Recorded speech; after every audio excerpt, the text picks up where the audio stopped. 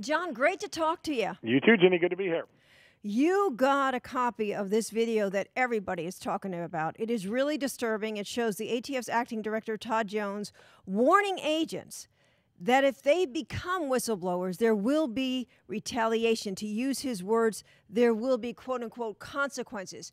When you first saw this, obviously you got it from a source, what was your reaction? Well, it's counterintuitive to everything that President Obama has said he stood for in the administration. As you know, the president has talked a lot about better protecting whistleblowers. In fact, during the transition period, he called whistleblowing an act of patriotism, and he wanted to encourage more of it. And here was a video of a man he named, or Eric Holder named, to take over and fix the ATF in the aftermath of the Fast and Furious scandal, and he seemed to be singing from a different hymnal. He was talking about there are consequences if you go outside the agency and report wrongdoing, which is he wants all wrongdoing kept within the agency and within his, as he called it, the chain of command, and that going outside of it, not following by the rules, he said, would come with quote-unquote consequences. And I think it instantly hit a nerve with everybody who watches the ATF and who also advocates or watches whistleblowers, including the Senator Grassley of Iowa. Well, and Grassley and Congressman Issa both saying that this clearly could be interpreted as a threat, and they want clarification on this. But more important, this comes on the heels of Fast and Furious, when you had Agent John Dotson, who put his life on the line and his job on the line, talking in Congress about retaliation. I mean, it just seems, where is this director's head when it comes to talking about retaliation again? Well, again, it seems to be, and I think this is an important point. And again, I think that the ATF would deny that they retaliated against John Dotson. In fact, if I had a story a couple days before this one in which I mentioned that the ATF put out a warning to people in the field not to retaliate against John when he came forward. But so they would deny that. They would also deny that they're not telling people not to blow the whistle. They're only telling them blow the whistle only in the agency. Don't go outside. Now, what's the problem with that? The law is pretty clear. The law says you can go to Congress. You can go to the Inspector General. In fact, an entire office called the U.S. Special Counsel's Office was created so people could go outside their agency and report this. And so the message is really contradictory. Now, what about John Dotson? What about Fast and Furious? The most interesting thing that the ATF told me yesterday was specifically when the new director, Todd Jones, went around the country, people are asking him, why haven't people who blew the whistle outside of the chain of command been punished? Now, what does that mean? That's code word for people like John Dotson and the Fast and Furious. And it was exactly that sentiment the ATF says that the new director was addressing when he gave this videotape message. So, yes, it's clearly related to Fast and Furious. It's clearly related to John Dotson. And it's a difficult message for ATF to manage now, which is, no, we didn't want to retaliate him, but, yes, going forward, we don't want people going outside of the chain of command to report wrongdoing. It's sort of a mixed message, and I think that's what struck everyone's nerve yesterday. It really is, and you've heard from agents already. Many agents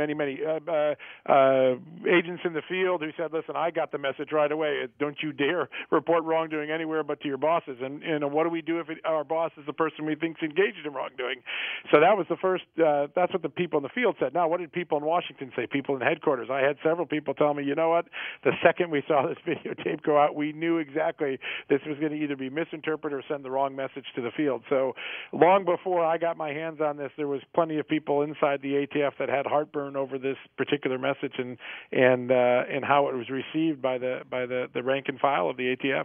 I mean, I was reading your report and just the words some of the agents used, calling it Orwellian. Yeah, Orwellian, chilling, very similar to the language, ironically, that lawmakers like Senator Grassley used, and also famous whistleblower lawyers.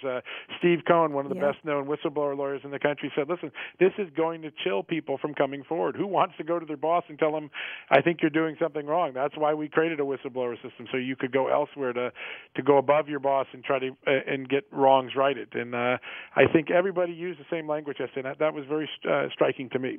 And it really is. I mean, I know you've talked to Steve Cohen. I've talked to him. And he talked about that memo you also got a hold of, the whistleblower memo. Yeah. And he said the one thing, what did they leave out? That the right that these agents have to go to Congress. Yeah, I think Senator Grassley hit it on the head yesterday. I think he said anyone who's in Congress who feels they have a constitutional duty to perform oversight on the federal government should be threatened by this letter. He used very strong words in our interview. Outrageous, he called the email. He wants an explanation for why a federal official felt empowered to say something like this.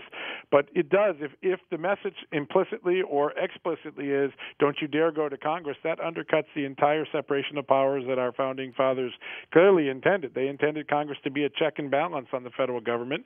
And I think many people on both parties are going to object to the notion that anyone in federal government's encouraging them not to go to Congress. Well, we've seen this all through Fast and Furious, an administration who believes they're above the rule of law. And again, is this the administration thumbing their nose at the Whistleblower Protection Act?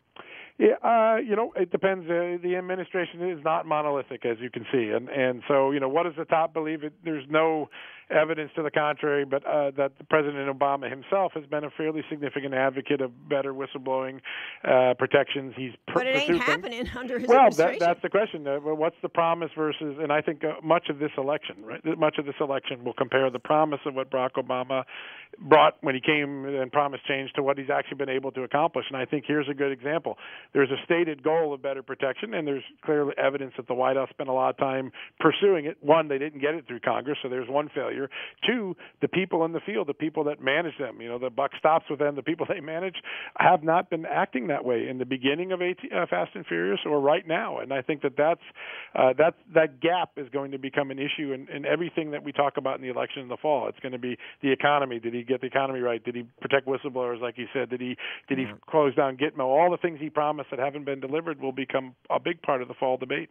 And, Senator Grassley, and I think all of us would agree, has said time and time again, these whistleblowers, these people that put their lives and their jobs on the line every day, they're patriotic. Yeah. And they're important, and I'm sure that's why they're asking Jones to clarify what this message was all about. Yeah, I think that's right. It's funny there's been radio silence on it thus far. I mean, the ATF spoke to me for quite a bit of time yesterday, and I think their message is clear. Yes, he was trying to address why weren't the Fast and Furious agents punished, and the message is, I think, probably that those agents aren't going to be punished any further, but anyone who tries to go outside the chain of command in the future is going to be punished. I think that was the clear message yesterday, and it'll be interesting to see if they back off that message. I offered the ATF an opportunity. Do you think you should have used some different words? And the guy demurred, saying, I don't want to put words in his mouth. So I think they're struggling to figure out how they get back on or how they respond to the controversy that I don't think they saw until the video went public. Well, and it's obvious, a source gave you this, and obviously wherever it came from, there's people concerned about what's going on at the ATF still, right, despite what happened. Yep. It doesn't seem does this really surprise you, though, John? You've been covering this a long time. You've been watching how the ATF operates. Does this really surprise you? It does not. I mean, my very first era in Washington goes back to the late 80s, early 90s, and we had Waco, we had Ruby Ridge, we had the racist parties.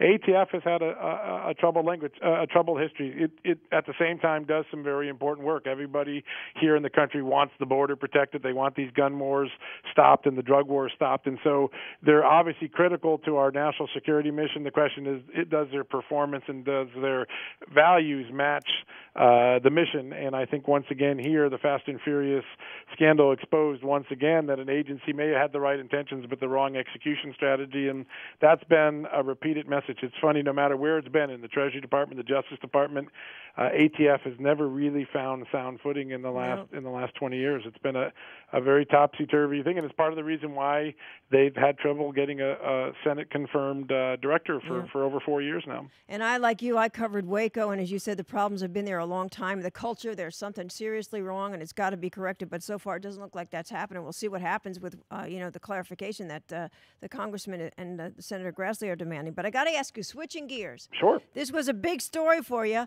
on your very first day putting out the Washington Guardian. Tell us about the Guardian. Yes, I'm very excited about this. This is sort of something I've wanted to do. Most of my career has been involved in investigative reporting, whether I was at the Washington Times, Washington Post, AP. I've always enjoyed exposing stories that hadn't been told, that expose some form of wrongdoing, that put a check and balance on government, on political ethics. And so we've launched an entire new site, WashingtonGuardian.com, and it's dedicated full-time to covering the issues of accountability in Washington. So we're going to make sure that if your tax dollars are misspent, if your security is put at risk, if your civil liberties are in some way jeopardized, and if your freedom isn't somehow infringed by the ethics of Washington or the ethos of Washington, we want want to expose that. And so it's a traditional old-fashioned investigative site, probably built in the spirit of great investigative reporters in the past like Jack Anderson. And what we want to do is make people feel uncomfortable if they have any inkling in Washington of infringing on freedom, on security, and